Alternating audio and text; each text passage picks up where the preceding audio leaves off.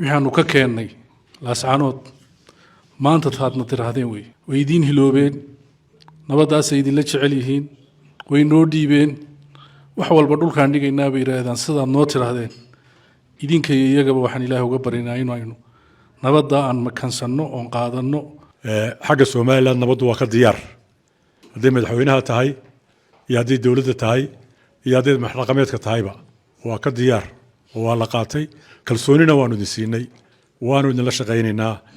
wixii aan nooga baahataana waa idinla qabanaynaa wixii aanu idinka baahanana waa idinla imanaynaa walaalaha iyaguna ha maqleen madaxweynaha kilarkuna ha maqlo madaxweynaha iyaguna ha maqlo idinkuna maqla waa nabad oo idinka aqbalay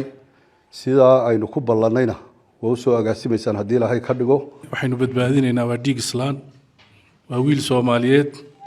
waa wiil iyo abtigii xabaddii oo ka dhaxdhacaysa waxaan u mahadnaqaynaa ciddii soo abaabushay ama casuumadda tan harimo sharafeedka ah ee qiimaha leh isugu keentay dadka oo ah ganacsatada Somaliland aniguna hadalka koobaya waxaan u mahadnaqaynaa marka labaad ergada inoo timi ee nabadda inoo waday ee iska xil saartay ee 2,000 kiiloomitir iyo 2,000 kiiloomitir oo midna sii socdeen midna soo socdeen iyo intay xaggeenaba u soo socdeen intaa hawshaa ku maqnaa aad baan idinku mahadnaqaynaa waxay muujinaysaa walaalnimadeenna ehelnimadeenna inaad damqataan oo walaaladiin oo kuwa xaggaa joogana aa wax isu tihiin oo ehel tihiin halkana intii isu abtiga ahayd iyo intii isu ehelka ahayd iyo intii xidhiidhku ka dhexeeyey ay tahay inaa u guuraysaan oo u garaaracaysaan waa wax qiimaheeda la weeyey aad iyo aadna waa idinkaga mahadnaqaynaa waxaanaanu leenahay marka koowaad waa nabad xaggayaga anigoo ku hadlaya afkii dhaqanka Somaliland marka labaad waa nabad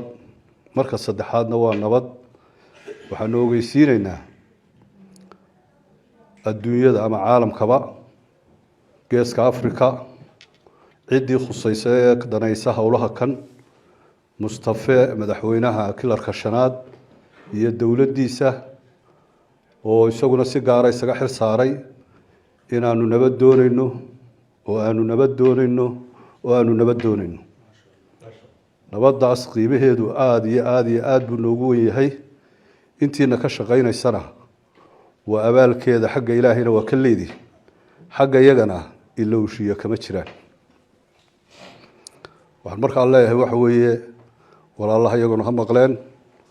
madaxweynaha kilarkuna ha maqlo madaxweynaha iyaguna ha maqlo idinkuna maqla